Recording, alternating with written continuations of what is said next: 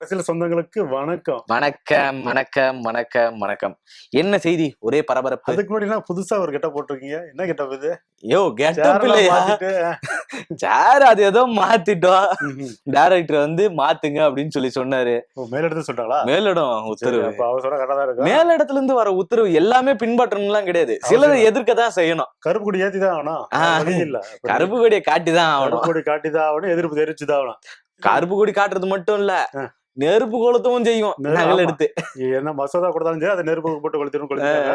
இப்ப வந்து தமிழ்நாடு ஃபுல்லா அதுதான் ஃபயரா போயிட்டு இருக்கு. பயங்கர ஃபயர். கடும் எதிர்ப்பு தெரிவிச்சிருக்காரு. திமுக சார்பில் வந்து தமிழ்நாடு ஃபுல்லாவே வந்து அவங்களோட எதிர்ப்பும் கண்டனம் தெரிவிச்சிட்டு இருக்காங்க. ஏகப்பட்ட பேர் கருப்பு சட்டையா போட்டுருக்காங்க. இன்னைக்கு எவன் கருப்பு சட்டை போட்டுருக்காலும் அதுக்கு எதிர்ப்பு தான். அப்படின்னு எங்க கருப்பு சட்டை போட்டிருந்தாங்க பரவாயில்ல. அது நாடாளுமன்ற கூட்டத்துக்கே வந்து கருப்பு சட்டை போட்டு போயிட்டாங்க. எல்லாரும் கருப்பு சட்டை போட்டு போயிட்டாங்க. இங்க வந்து இப்ப ஸ்டாலின் ஐயா பிரச்சாரத்துக்கு போறல, அவரும் கருப்பு சட்டை தான் போட்டுருக்காரு. இப்ப உதயநிதி ஐயா பிரச்சாரம் போறாரு, அவரும் கருப்பு சட்டை தான் போட்டு பிரச்சாரத்துக்கு போயிருக்காங்க. அவர் நேத்தே பிளான் போட்டார் பலத்துல. ஒரு சேனல்ல போய் இன்டர்வியூ கொடுத்துக்கிறாரு, தனியா சேனல், யூடியூப் சேனலுக்கு. கொடுத்த இடத்துலயே கருப்பு சட்டை போட்டு போய் தான் கொடுத்துக்கிறாரு. இது நாளைக்கு தான் ரிலீஸ் ஆகும்னு சொல்லிக்கிறாங்க. அவர் கருப்பு சட்டையை போட்டு போய்க்கிறாரு. அது மாதிரி வந்து ஃபுல்லா எதிர்ப்பு தெரிவிச்சிருக்காங்க. இதுக்கு வந்து மோடி ஐயா வந்து விளக்கு சொல்லியிருக்காரு. அவர் வந்து நீங்க வந்து இது வந்து அரசியலாக்காதீங்க, ஒவ்வொரு மசோதா வந்து நீங்க அரசியலாக்க வேண்டாம், இவர் அரசியல் பண்ணாம இருக்காரு, அரசியல் சாயம் பூசாதீங்க அப்படின்ற மாதிரி வந்து அவர் சொல்லியிருக்காரு. இது வந்து இவரு ஐயா காவி சாயம் பூசாம இருந்தா நம்ம ஏன் அரசியல் சாயம் பூச போறோம்? அதுதான். அப்படி இருக்கும்போது இப்ப ஸ்டாலின் வந்து கடுமையா வந்து பிரச்சாரத்துல இருந்து பேசிட்டாரு. நாங்க வந்து போராட்டத்துல இறங்கினா, களத்துல இறங்கினா என்ன ஆகணும் நீங்க பாக்க போறீங்க, அதனால முடிஞ்ச வரைக்கும் அதை அவாய்ட் பண்ணிக்கோங்க அப்படின்ற மாதிரி சொல்லியிருக்காரு. 60-70 இருந்த திமுகவை பாப்பீங்க அப்படின்ற மாதிரி சொல்லியிருக்காரு.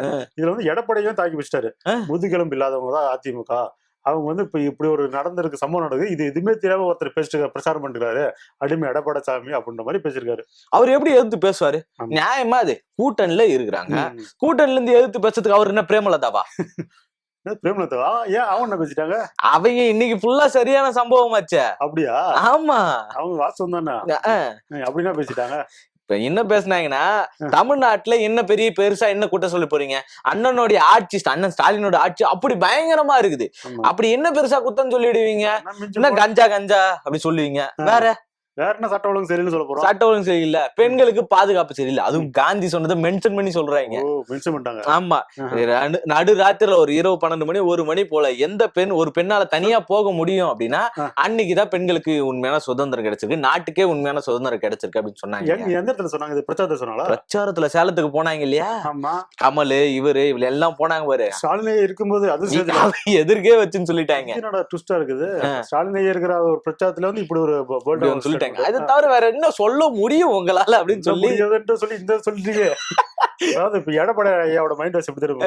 இதை வச்சுதான் நான் பேசிருந்தா இப்ப நீங்களே பேச ஆரம்பிச்சீங்க மாதிரி நினைச்சிருப்பாங்க. ஆமா ஆமா, நானே இந்த 2 பாயிண்ட் வச்சு ஓட்டின்னு இருந்தேன். இப்ப அதையும் நீ எடுத்துக்கிட்டா இப்ப நான் என்ன பண்றது? அதாவது அவங்க இன்டெரக்டா சொல்றாங்க, ஐயா தமிழ்நாட்டுல இருந்து இப்ப சட்ட ஒழுங்கு சரியில்லை, பெண்களுக்கு பாதுகாப்பு இல்ல, கஞ்சா போதெல்லாம் அதிகமாயிருச்சு, தயவு செய்து இது குறைங்க, இதுதான் உங்க மேல விமர்சனம் வைக்கிறாங்க. அவங்களும் கண்டனம் தெரிவிச்சிட்டாங்க. ஆனா ஒரு பெண் தலைமை உள்ள வந்ததும் ஸ்ட்ராங்கா என் நண்பன் தப்பு பண்ணாலும் நான் எடுத்து சொல்லுவேன் அப்படின்றது ஒரு ஆண் பெண் நட்புக்கான பெரிய உறுதின்னு சொல்லலாம். இப்ப அதை எடுத்து சொல்ற மாதிரி, அதை எடுத்து விளக்குற மாதிரியான ஒரு சம்பவம் தான் இதை நம்ம பாக்கணும். அது ஸ்டாலின் இருக்கிற ஒரு ஸ்டேஜ்லயே சொல்லிருக்காங்க போது அது பெரிய ஒரு விஷயம் தான், பாட்ட வேண்டிய விஷயம் தான். பட் ஆனா இதை தாண்டி வந்து பாத்தீங்கன்னா போற போக்குல வந்து இப்ப கமல் சார் இருக்காருல்ல, அவங்க சும்மா லைட்டா அப்படி சீண்டிட்டு போயிட்டாங்க. அவரையும் சீண்டிட்டாங்களா? விட்டு வைக்கலையா? நம்ம வந்து என்ன பேசும்போது சொன்னாங்களா, இப்ப நேத்து கட்சி ஆரம்பிச்சோம்னா திடீர்னு காணாம போயிடுறாங்க. ஒரு சில வந்து ஆரம்பத்துல வந்து நல்லா அப்படியே பிரச்சாரம் பண்ணுவாங்க, எல்லாம் பண்ணுவாங்க, அப்புறம் இருக்கிற இடம் தெரியாம போயிருவாங்க அப்படின்ற மாதிரி சொல்றது கமல் சாரோட முகமே அப்படி மாறி போச்சு. கமல் சார் ஐயோ நம்மள பேசுற மாதிரியே இருக்குது அப்படி மாதிரி பேசிட்டாரு. அப்படிதான் அவர் உட்கார்ந்து இருந்தாரு. ஆமா, நல்லா ஜாலியா செஞ்சிருந்தாரு. இந்த மாதிரி ஒரு கவுண்டர் கொடுத்த உடனே அவர் ரியாக்ஷன் மாறிடுச்சு. அப்படி இருக்குது. அப்படி அதே தாண்டி போகும்போது விஜய் சார் இருக்குல்ல, அவர் வந்து டைரக்டா ஒரு அட்டாக். நீங்க வந்து திமுக ஆப்போசிட் அதிமுக இல்ல, நாங்க தான் சொல்றீங்களா, நீங்க ப்ரூவ் பண்ணுங்க, ப்ரூவ் பண்ணிட்டு பேசுங்க. தம்பி ப்ரூவ் பண்ணணும் தம்பி, ப்ரூவ் பண்ணிட்டு எதுனாலும் பேசணும். ப்ரூவே இல்லாமலாம் வந்து பேசக்கூடாது. நீங்க எப்படி சினிமால இருந்து வந்தீங்களோ அதே மாதிரிதான் கேப்டனும் வந்தாரு. கூட இருக்கிற அண்ணன் கமல் அண்ணன் இருக்காரு, அவர் அப்படிதான் வந்தாரு. ஆனா அவங்க எல்லாம் ப்ரூவ் பண்ணிட்டு இங்க வந்து உட்காந்துக்கிறாங்க. இப்ப கமல் என்ன சொல்றாங்க கதை புரியல, ப்ரூவ் பண்ணிட்டு வந்து உட்கார்ந்து இருக்காங்க அப்படின்னா பாவம் பாவம். ஏற்கனவே ஒரு எலெக்ஷன்லயே போட்டி போடல, ஒரே ஒரு ராஜ்யசபா வாங்கினாரு, போன இடத்துல சம்பவம் செஞ்சு விட்டுதான் வந்தாரு, சும்மா கிடையாது. ஆனா இதுக்குன்னு இப்படி போட்டா அடிக்கிறது ஆனா அது ரொம்ப அங்க இருக்கிற முகம் மாறி போச்சு. திமுக மீட்டிங்கா இல்ல வந்து நம்ம அதிமுக அதிமுக மீட்டிங் வந்துட்டு அவனை யோசிக்க ஆரம்பிச்சிட்டாங்க. ஆமா, ஏன்னா தாவேக்கா இவ்வளவு அறிவுபூர்வமா பேச மாட்டாங்களே. ஆமா, அப்படின்ற போது நீங்க வந்து என்னன்னா 26 வந்து இப்ப நிக்கிறீங்கல்ல, உங்களோட ஓட் பேங்க் என்னன்னு தெரிஞ்சுட்டு அப்ப நீங்க சொல்லுங்க, திமுக ஆப்போசிட் நாங்க தான் சொல்லுங்க, அப்ப நாங்க ஏத்துக்கிறோம். அது அதுக்கு முன்னாடி நிரூபிக்கிறவர்களும் நாங்க ஏத்துக்க மாட்டோம். சினிமாவில இருந்தா நீங்க என்ன இருக்கலாம், அரசியலுக்கு வந்து நீங்க ஒரு கத்துக்குட்டி, ஒரு குழந்தை மாதிரி, பேபி பாய் மாதிரி சொல்லிட்டாங்க. இட்ஸ் மீ பேபி ஜூ ஜூ ஜூ அப்படிதான் நீங்க சொல்லிட்டாங்க. கேப்டன் ஐயாக்கு வராத கூட்டம் வந்து உங்களுக்கு வரல, அதை தாண்டி நாங்களாம் பார்த்தாச்சு அப்படின்ற மாதிரி சொல்லியிருக்காங்க. ஒரு பெண் தலைமைன்றத 1000 பொட்டி மாத்துறது என்ன வேணா சொல்லட்டுமே, ஆனா பேச வேண்டிய இடத்துல சரியா பேசிட்டாங்க. இது வரவேற்புக்குரியது அப்படின்னு சேர்த்து சொல்லலாம். ஓட்டு திமுக கூட்டணியிலே போயிட்டு அப்படி பேசுறது வந்து பெரிய விஷயம். ஆமா, இதுக்கு முன்னாடி இதை யார் பண்ணிட்டு இருந்தாங்க அப்படின்னா அங்க இருந்து ஒரு 2 கட்சிகள் தான் அதை பெரும்பாலும் பண்ணுவாங்க. என்னன்னா ஒண்ணு கம்யூனிஸ்ட் கட்சி, இன்னொன்னு விசிகா. விசிகா கூட என்ன பண்ணுவாங்கன்னா பொதுவெளியில வரும்போது நாங்க தான் எதிர்த்து பேசுவோம், நாங்க உள்ளுக்குள்ள இருந்தே கேட்போம், ஆனா விட்டு கொடுக்கவும் மாட்டோன்ற ஒரு நிலைப்பாட்டுல இருக்கும். 2 பேருமே அப்படிதான் இருந்தாங்க, இன்னைக்கும் அப்படிதான் இருக்காங்க. பிரேமலதா அம்மா வந்து இப்ப தெரிஞ்சு பேசுறாங்களா தெரியாம பேசுறாங்கன்னு தெரியல, ஆனா ஒரு பெரிய ஒரு பாயிண்ட வந்து எடுத்து வச்சிருக்காங்க. அதோட பிரதிபலிப்பு என்னன்னு நம்ம எதிர்காலத்துல கண்டிப்பா தெரியும். சப்போஸ் நீங்க ஆட்சிக்கு திமுக இதுக்கு மேல ஆட்சிக்கு வந்தாலும் நீங்க பெண்களுக்கு எதிராக குற்றம் நடக்குது, அதை நீங்க தடுத்து நிறுத்தாம இருக்கீங்கன்னா உங்களுக்கு எதிராக இன்னொரு பெண்ணோட குரல் இருக்கும். கண்டிப்பா கேப்டனுடைய குரல் இங்க மறு உருவமா இருக்கும் அப்படின்றதுக்கு எடுத்துக்காட்டா அவங்க இருந்துகிட்டு இருக்காங்க. அது எப்படின்னு நம்ம பாப்போம். இப்படி இருக்கும்போது பாத்தீங்கன்னா இப்ப ஒரு முக்கியமான விஷயம் என்னன்னா, இப்ப கமல் சார் பேசும்போது என்ன சொன்னாரு, எனக்கு வந்து 21 வயசா இருக்கும் போதே வந்து இப்ப நம்ம கலைஞர் ஐயா இருக்குல்ல, அவர் வந்து எனக்கு வாங்க நீங்க வந்து திமுக சேர்ந்து சொன்னாங்க, அது எப்படி அவாய்ட் பண்றது நான் வந்து கொஞ்சம் அமைதியா இருந்தேன். பட் ஆனா இப்போ வந்து காலத்தின் கட்டாயம், இப்போ வந்து நான் கட்சியை விட்டுட்டு திமுக வந்துட்டேன் அப்படின்ற மாதிரி இருந்து அவரு ஓப்பனா சொல்லிட்டாரு. நான் வந்து திமுக தான் இனிமேல் அப்படின்ற மாதிரி கட்சியை மறந்துருக்கேன், நான் வந்து திமுக காரன்றதை சொல்லாம சொல்லிட்டாரு அவரு. என்னன்னா பழச மறக்க கூடாதுன்னு சொல்லுவாங்க, தலைவன் இடையில மட்டும் பழச தானே மறக்க கூடாது, நடுவுல நடந்தது மறந்துடலாம்ல அப்படின்ற மாதிரிதான் டிவி தூக்கி போட்டு வச்சதெல்லாம் மறந்துட்டாரு. அதுக்கு அது மாதிரி பிரபலத்தை ஒரு அடி அடிச்சிட்டாங்க. இது தாண்டி இப்ப வெளியே வந்தாச்சு. இப்ப விஜய் சார் இருக்காருல்ல, ஆமா, அவர் வந்து நீங்க தேர்தல் அறிக்கை வந்து தேர்தல் அறிக்கை கூடுத்துட்டா, என் தலைவர் கூடுத்துட்டா பயங்கரமா வந்திருக்கும்ல, தேர்தல் வந்துருச்சு. அது நானும் படிக்கிற கேளு, படிக்க அதுக்கு முன்னாடி ஒரு பேசும்போது என்ன சொன்னாரு, என்ன சொன்னாரு, எல்லாரும் வீட்டுக்கு முன்னாடி வந்து விசில் சின்னத்தை வந்து கோலமா போடுங்க அப்படின்ற மாதிரி சொல்லிட்டாரு. யாரு கோலம் போடணும்? வீட்டுக்கு முன்னாடி பெண்கள் தான், அவங்களோட விஜயெல்லாம் இருக்காங்களா, அவங்க வந்து விசில் சின்னத்தை வந்து வீட்டுக்கு முன்னாடி கோலம் போட்டு நம்மளோட சின்னத்தை வந்து நீங்க அடையாளப்படுத்துங்க. ஏன் ஆண்கள் கோலம் போட்டா மாவு கொட்டாதா? இல்ல போட, அது எல்லாரும் தான் சொல்லிருக்காரு, விஜய் எல்லாரும் தான் சொல்லிருக்காரு விசில் சின்னத்தை போடுங்க. எனக்கு அப்ப டக்குனு ஒரு ஞாபகம் வந்துச்சு, இவங்க சும்மா இந்த மாட்டு பொங்கல் பாத்திருக்கியா, இப்ப மாட்டு பொங்கல் மாடு வரை சொல்லும் போது மாடு மானாவும் குருவியாவும் மாறும், இப்ப விசில் சின்ன என்ன மாறும்னு தெரியல. ரோட் ரோலரோ ஏறு சின்னத்திலேயே ஏகப்பட்ட இதுவா விஜய் சார் தெரிஞ்சு சொன்னாரா தெரியாம சொன்னாலும் இப்ப பாடப்படுத்த போறாங்க. எல்லாரும் வாசல்லே நாளைக்கு அப்ப விசில் சின்னம் தான் பறக்க போது பாத்துக்கல. இது நூதன முயற்சி தல, எத்தனை பேர் விஜய் சொல்றதை கேக்குறாங்க, நூதன கணக்கெடுப்பு பண்ணிக்கிட்டு இருக்காங்க. ஆமா, வீட்டுக்கு முன்னாடி கோலம் போட்டாங்கன்னா இவங்க எல்லாம் நமக்கு போடுவாங்க, இத்தனை ஓட்டு கன்ஃபார்ம், இத்தனை வீட்டுல இத்தனை ஓட்டு கன்ஃபார்ம். ஆப்போசிட் டீமுக்கு தெரிஞ்சிடும், அதிமுக தெரிஞ்சிடும், ஓகே இது வந்து விசிகா இது தாவேக சேர்ந்தது போல, இது வந்து கணக்கு எடுத்துக்கணும், அவங்க முடிவு பண்ணிடுவாங்க. கணக்கெடுப்பு நடத்தக்கூடாது தேர்தல் ஆணையம் சொல்லிருச்சு இல்ல, ஏன்னா தேர்தல் நெருங்கி வந்துருச்சு, இதுக்கு மேல வந்து அது கண்டிப்பா மாற்றம் கொடுக்கும். இது வந்து இன்டைரக்டா வந்து கருத்து கணிப்பு நடத்துறாரு, அப்படிதான் கருத்து கணிப்பு நடத்துறாரு. ரைட். அதை தாண்டி என்ன சொன்னாவே, நான் வந்து இப்ப பெரம்பலூர் என்னோட முக்கியமான தொகுதி இது 2, பெரம்பலூர் திருச்சி கலக்குது. ஆமா, இதுல ஜெயிச்சா வந்து நான் வந்து நீ வந்து எங்களை பார்க்க முடியாதுன்னு ஃபீல் பண்ணாதீங்க, நான் மாசத்துக்கு ஒரு டைம் வந்து உங்க தொகுதிக்கு வந்துருவேன், மாசத்துக்கு ஒரு வாட்டி, மாசத்துக்கு ஒரு வாட்டி தமிழ்நாடு ஃபுல்லா விசிட் அடிக்கணும்ல சிஎம் ஆயிட்டா, அப்படி இருக்கும்போது ஒரு தொகுதிக்கு வந்து குறிப்பிட்ட ஒரு மாசம் ஒரு டைம் வந்துடுறேன். திருச்சிக்கும் போவாரு, பெரம்பூருக்கும் போவாரு, தமிழ்நாடு ஃபுல்லா போவாரு. தல எனக்கு என்ன சந்தேகம்னா, அது எப்படி நீ திருச்சிக்கும் போவ பெரம்பூருக்கும் போவ மாசம் ஒரு டைம்? அப்புறம் பாரு டென்ஷன் ஆயிடும். நானு இந்த இடத்துல நீ வந்து வாட்ச் பண்ணும், நான் வந்து இப்ப வந்து விஜய் சாரோட ஃபேனாவும் ஒரு தொண்டனா மாறிட்டேன். ஓகே, என் தலைவர் வந்து 2 இடத்துல ஜெயிக்க போறான், 2 இடத்துல ஜெயிச்சா என் தலைவர் வந்து இங்க வருவாரு அங்கே வருவாருன்னு சொல்லுவாங்க. அதான் பாத்துருக்கேன், நல்லா தானே பேசிட்டு திடீர்னு விஜய் ஃபேனுன்றா போடா விஜய்ன்ற மாதிரி பேசினுக்கிறேன். அது மாதிரி அவர் வந்து எப்படியும் ஒரு 2 இடத்துல ஜெயிச்சா ஒரு இடத்துல வெளியே வந்துருவாருல்ல. ஆமா, அப்படி இருக்கும்போது இப்ப பெரம்பூர் வந்து நீ மாசம் ஒரு டைம் என்ன பாத்தலாம், நீங்க பாக்குறது நீ ஃபீல் பண்ணாதீங்க, அப்படின்னு நானும் உங்களை வந்து பாக்குறேன் அப்படின்னு சொல்றேன். இடையில அதுக்கு வேற ஒரு சில உதாரணங்கள் தான் சொல்லாங்க, எங்க அம்மாக்கு நான் புள்ள தானே, எங்க அப்பாவுக்கு நான் புள்ள தானே அப்படின்னு சொல்லிருக்காரு, சென்டிமெண்டா லாக் பண்ணிருக்காரு. அங்கதான் எனக்கு ஒரு சந்தேகம் என்ன அப்படின்னா, இப்போ யாரு உங்க அம்மா யாரு உங்க அப்பா, திருச்சி அவங்க அம்மா, திருச்சி கிழக்கு அம்மாவா இல்ல பெரம்பூர் கிழக்கு அம்மாவா? சொல்லு, நீ அம்மா வத்து விடுவியா அப்பா வத்து விடுவியா? யாராவது ஒருத்தர் கண்டிப்பா கட் பண்ணி ஆகணும். கண்களாச்சே என்ன பண்றது இப்ப? பேசாம இந்த சூரிய சொல்லுவார்ல, எல்லா கூட்டம் அழிக்க ஃபர்ஸ்ட் முடிஞ்சு அப்படியே அழிக்கணும். அதுக்கான டேட்டும் முடிஞ்சு போச்சு. அதுக்கான டேட் முடிச்சா பாத்தீங்களா? அப்படி பண்ணிடலாம். அப்புறம் பத்தி என்ன சொன்னாரு, முக்கியமான இப்ப தேர்தல் அறிவிட்டு இருக்காருல்ல, அது வந்து என்ன பாத்துருவோமா? ஆமா ஆமா, தேர்தல் அறிக்கை தான் ரொம்ப முக்கியமான ஒண்ணு. அதுக்குதான் தயாரா இருக்கும்.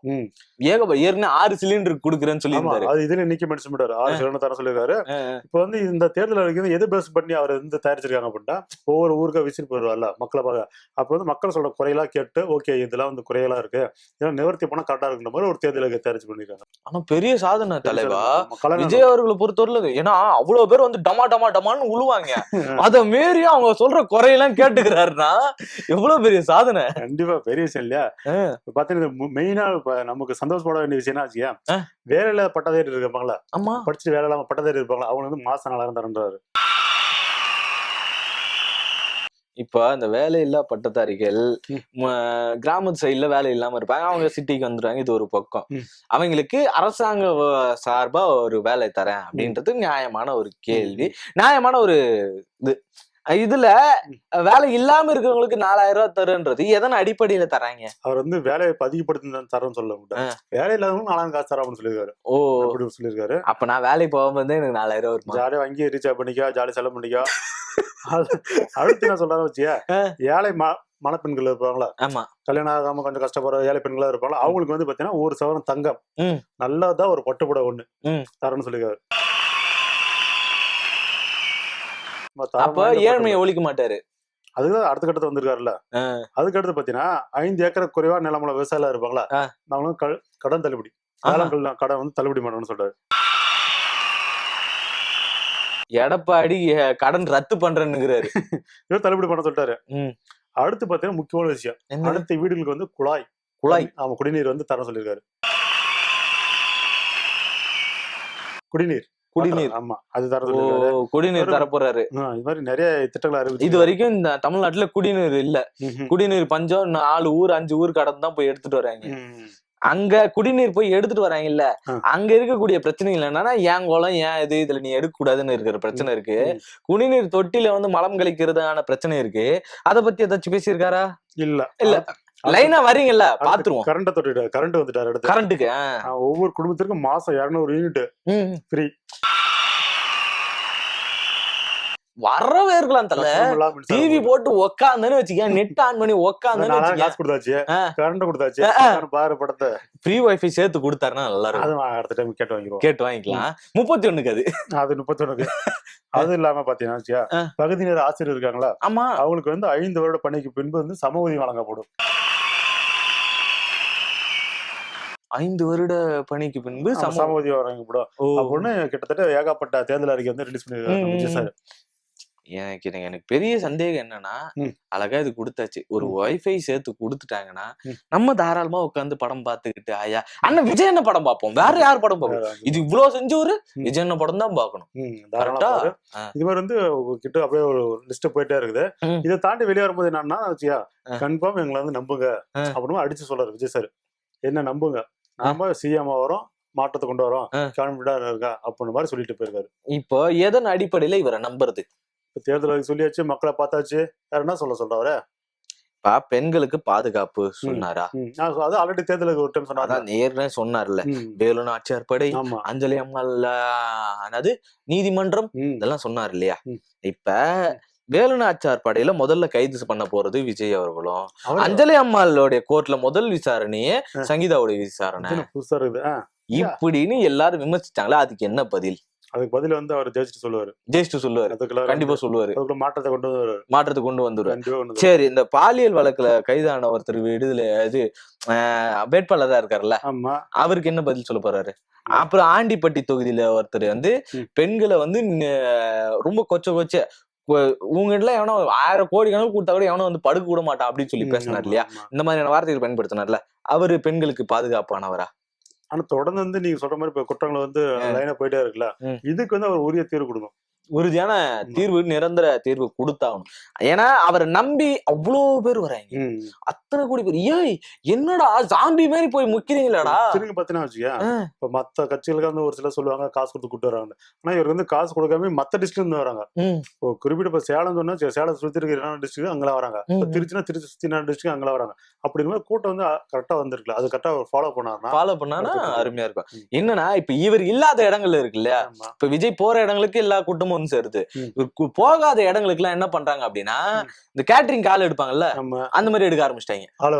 ஆமா, விஜய் போற இடத்துக்கு மட்டும் தான் எல்லா கூட்டமும் வருது. இப்ப இதுல இருந்து எதன் அடிப்படையில் நம்ம புரிஞ்சுக்கணும் அப்படின்னு பாத்தீங்கன்னா, அப்ப ஒரு திரை மயக்கத்துல விஜய்ன்ற ஒரு ஒற்றை நம்பிக்கையில மட்டும்தான் எல்லா மக்களும் கூடுறாங்களே தவிர, இந்த இவரை நம்பி இவர் வேட்பாளர்கள் எல்லாரையும் நம்பியில யாருமே இங்க கிடையாது.